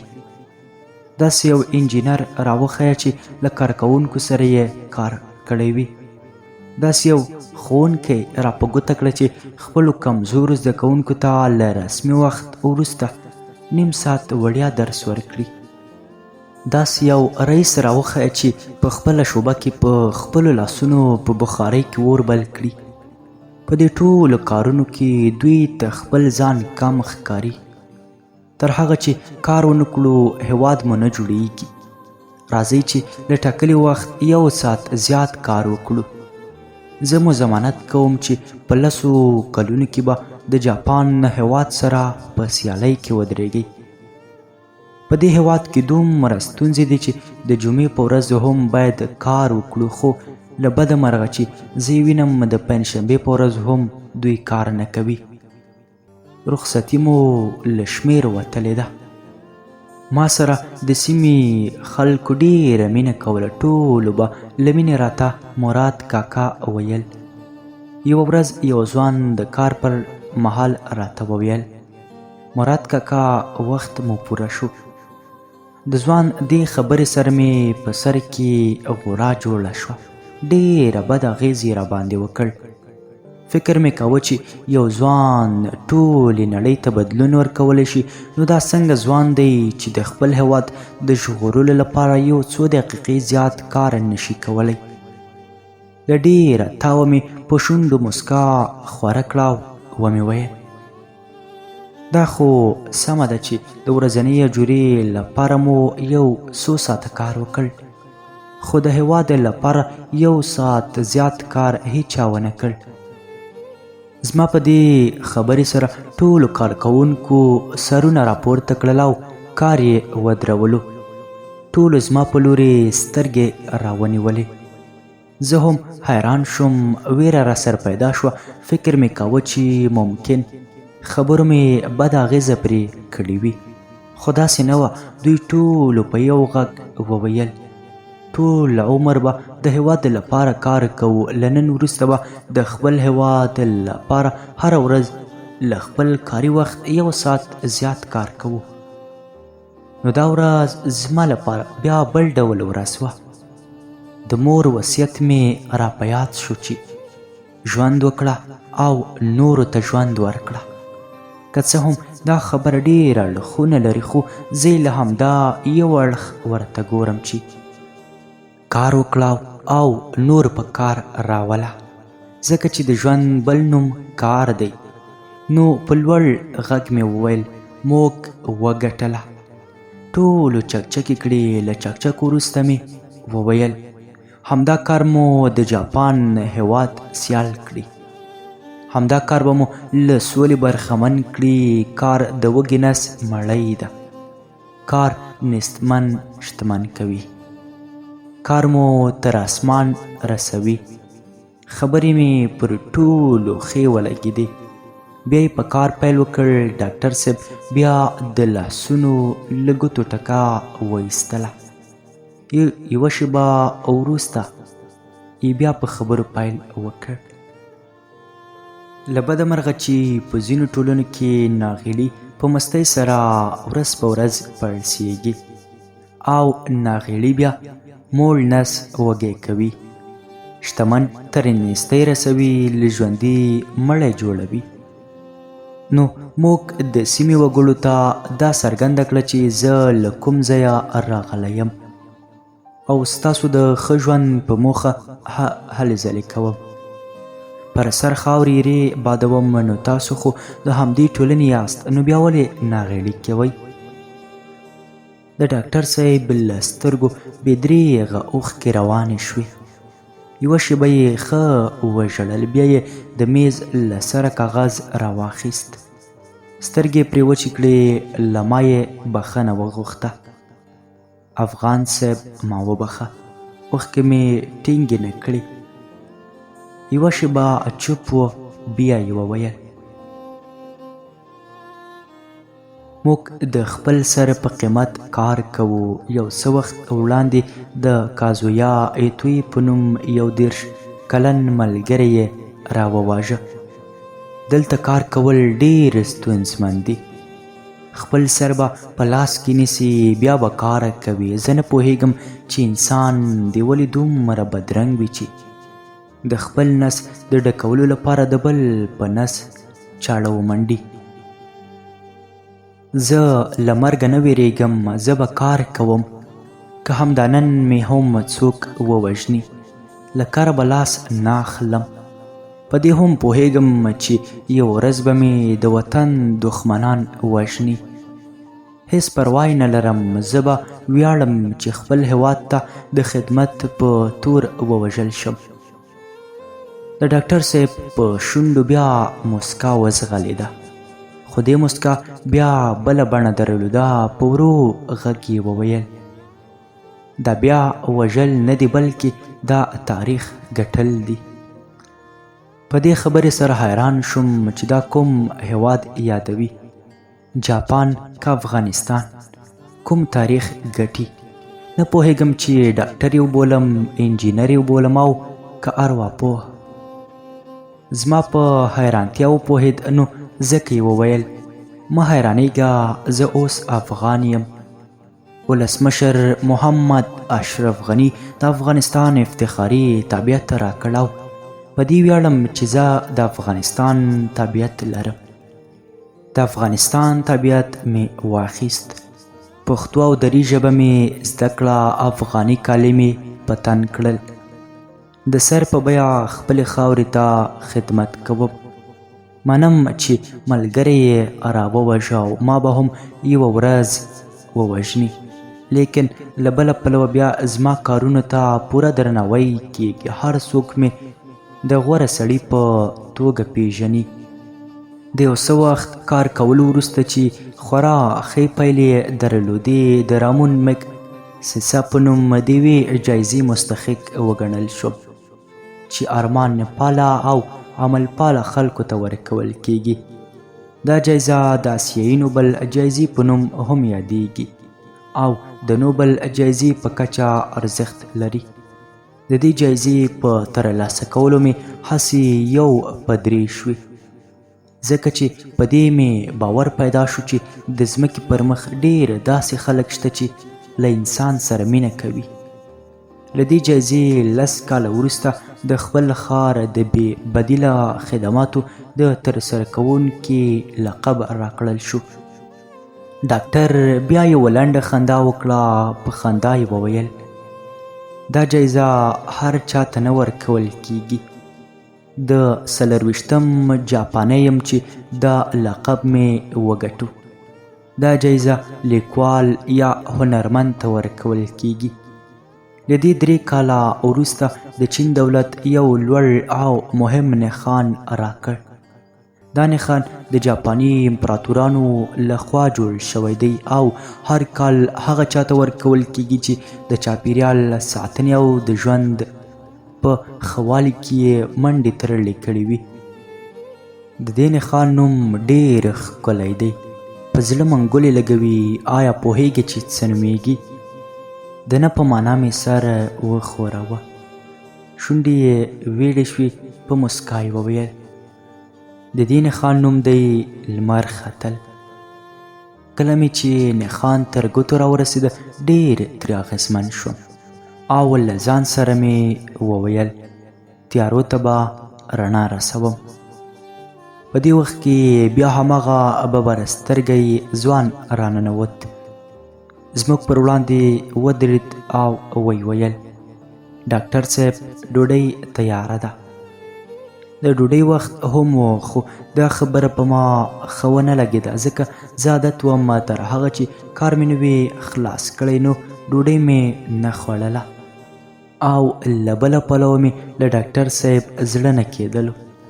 هره خبره یې ملغلره وه او عملي کول یې زموږ د ټولنې د هر ټپ لپاره پټۍ وه.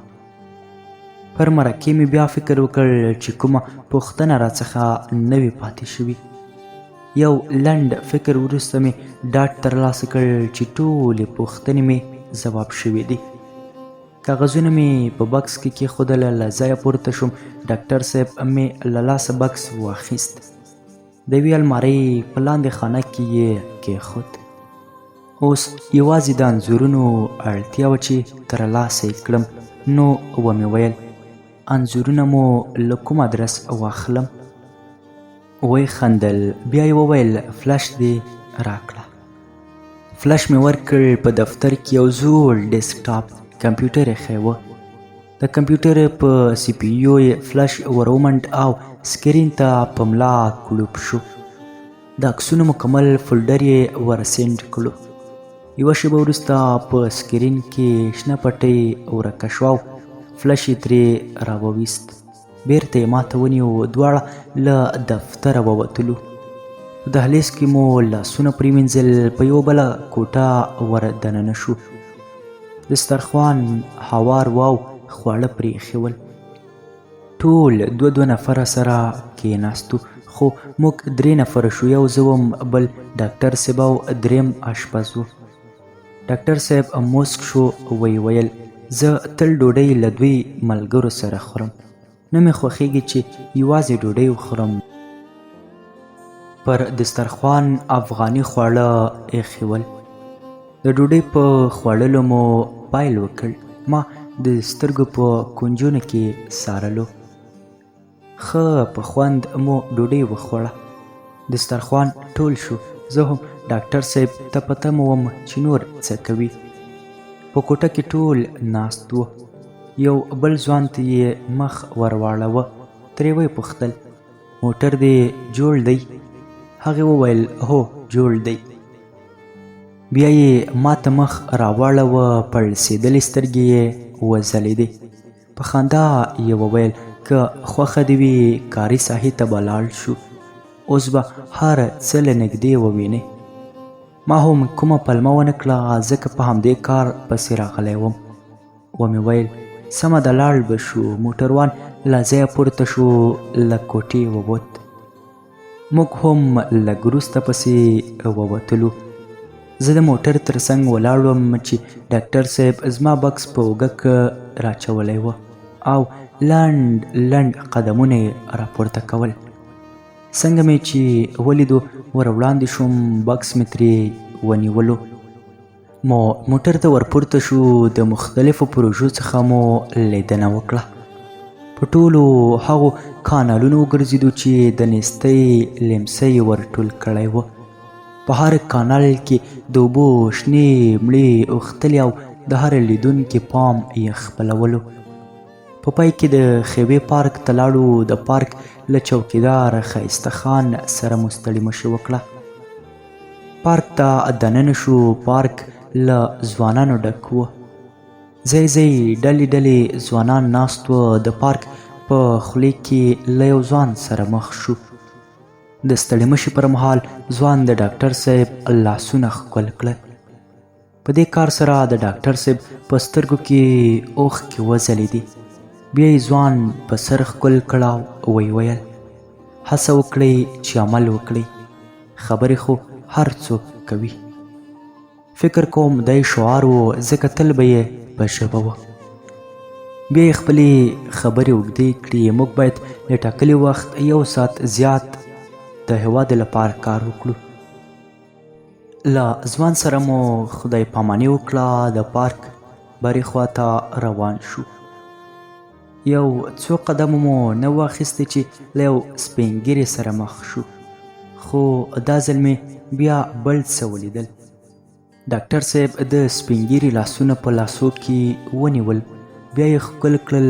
ما ته یې مخ راواړوه او ویې ویل دې سپین ږیري له دې ګونځې پوستکي ډېرې خولې توی کړي دي. له دې ګونځې پوستکي به د خولې بوی ختلو. هر وخت به یې پر خپل کاري ټیم غږ کاوه چې نن ورځ به 1 ساعت نه بلکې 1.5 ساعت له خپل ټاکلي وخت زیات کار کوو. هغه دی نن د دوی د خولو له برکته څومره انسانان له ښه ژوند برخمن دي. څومره ماشومان یې له خوارځواکۍ وژغورل. څومره ناروغانو ته یې د روغتیا ور په برخه کړه. د سپین ږیري پر مټ یې لاس وټپاوه. بیا یې وویل دا ټول د همدې سپین ږیري د ګونځې پوستکي د خولو برکت دی. سپین ږیري مو ترمنځ روان و. د پارک په بر سر کې راتاو شو. په پارک کې ډېر کار شوی و. له هرې ونې میوې راځوړندې وې، اوبه وې او ونو دروند سیوری جوړ کړی و. دا هماغه ځمکه وه چې یو وخت پکې شین بوټی نه لیدل کېدلو او ټوله شاړه وه. لیکن اوس د ډاکټر صاحب په هڅو په یو پارک اوښتی او د ښاپیریو باغ ترې جوړ دی. ډلې ډلې ځوانان پکې ګرځېدل راګرځېدل. له پارک راووتلو. له ښایسته خان کاکا سره مو خدای پاماني وکړه. زه، ډاکټر صاحب او سپین ږیری درې واړه موټر ته ورپورته شو. موټر چلوونکي ډېره ښه چلونه کوله. تر دفتر یې په ډېر ښه چلند راورسولو. له موټره درې واړه ښکته شو. موټر پر دروازه ننوت. له ډاکټر صاحب مې مننه وکړه. بیا مې له دواړو سره خدای پاماني وکړه. دوی په خپله مخه روان شول او زه په خپله مخه. په لاره روان وم. خپل ځان ته په غوسه وم. ټول افغانستان ته په غوسه وم. له خپل ځان مې کرکه کېدله. له هر افغان مې کرکه کېدله. ځکه موږ دومره بې همته خلک یو چې د درملنې خبرې خو پرېږده چې د عبادت ځایونه هم نور راته جوړوي او بیا موږ پکې ټینګې ټینګې کلمې تېروو. ځانونه تر نورو کلک مسلمانان بولو او افغانیت مو د مېړانې نښه ګرځولې. په هغه صورت کې چې نه مو اسلام ته خدمت وکړ او نه مو خپلې خاورې ته. نه د اسلام شو او نه د افغانستان شو. وخت ډېر ناوخت و. د کور اراده مې وکړه. تر تمځایه پلی راغلم. د موټر تر څنګ ودرېدم چې موټروان راوړاندې شو او ویې ویل که ځې خو یو کس کم دی. د موټر چلوونکي د یو کس کم دې خبرې سم راباندې اور بل کړ. خو څه مې ونه ویل. په پټه خوله موټر ته ورپورته شوم. تر کوره چې راورسېدم د ماښام اذان یې وکړ.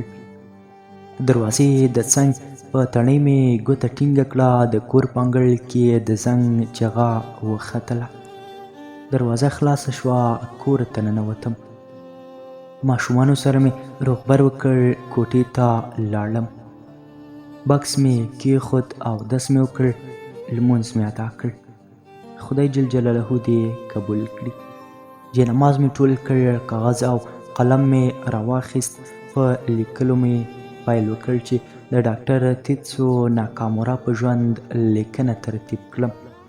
تقریبا په نیم ساعت کې مې بشپړه کړه. کاغذونه مې په یو بکس کې کېښودل چې سهار ته یې په دفتر کې په کمپیوټر ټایپ کړم. د ماښام ډوډۍ تیاره وه. دسترخوان هوار شو.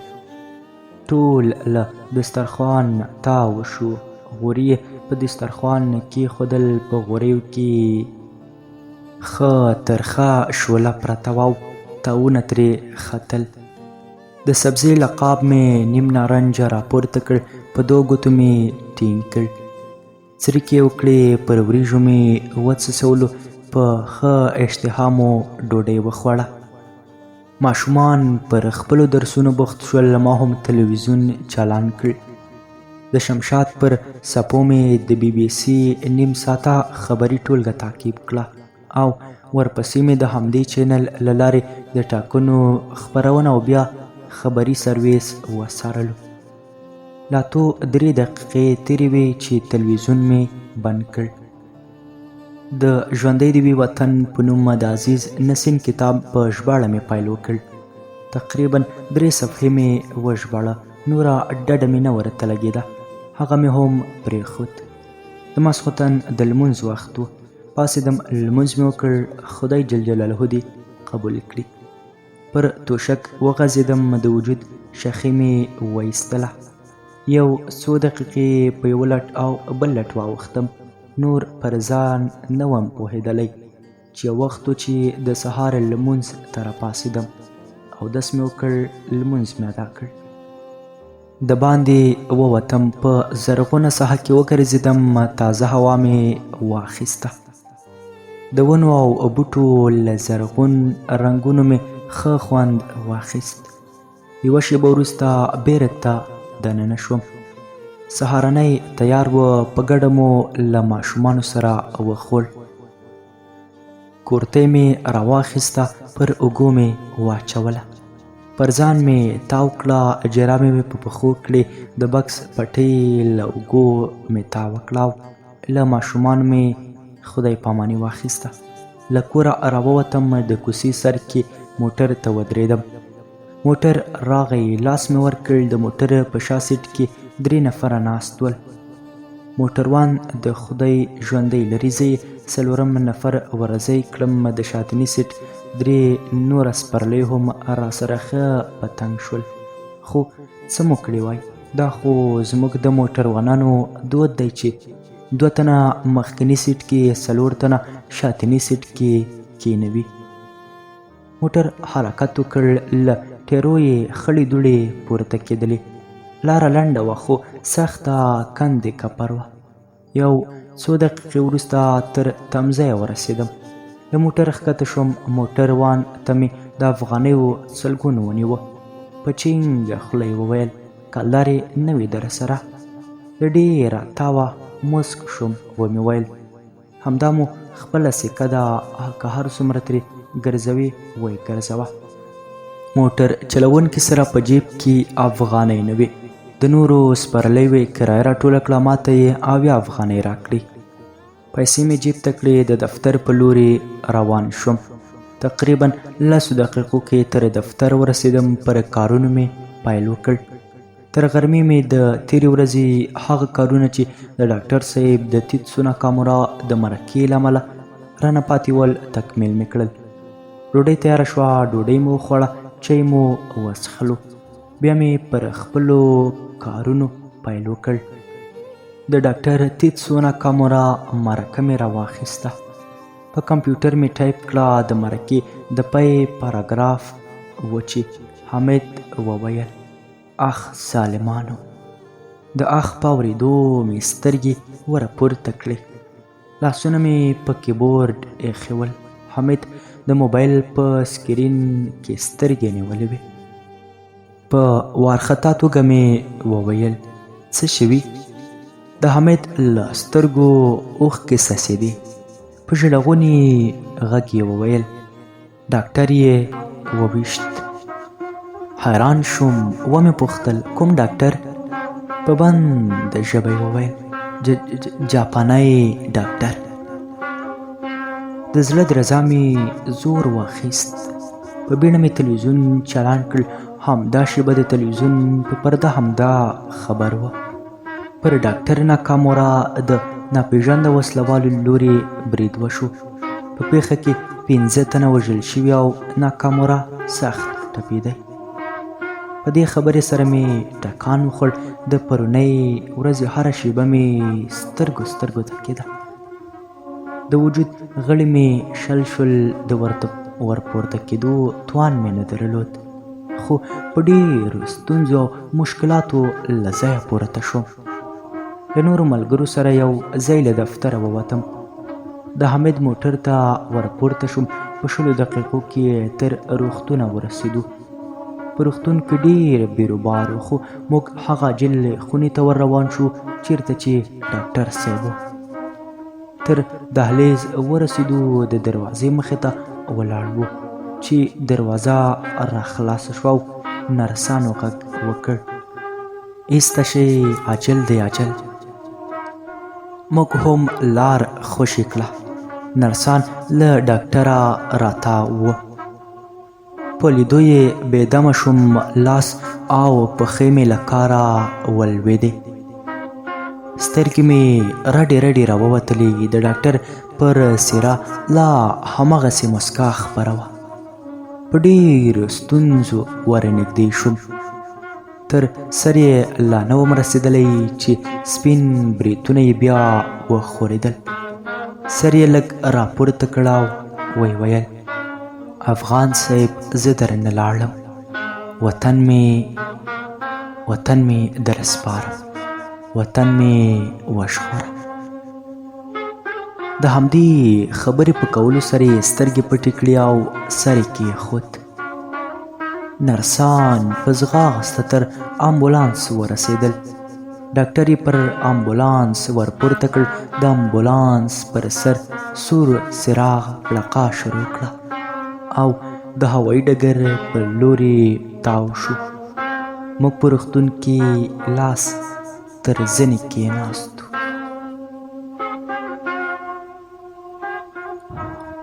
دا و د یو انسانپال، بشرپال او افغانپال ډاکټر تیتسو ناکامراده ژوند رښتینې کیسه. په دې هیله چې د دې له ښکلو خبرو څخه عبرت واخلئ او د خپل ژوند د لارې مشال یې کړئ. که موږ د دې ټولې خبرې عملي کړو نو زموږ د هېواد هر ټپ به جوړ شي. تر بیا مو پاک الله مل شه.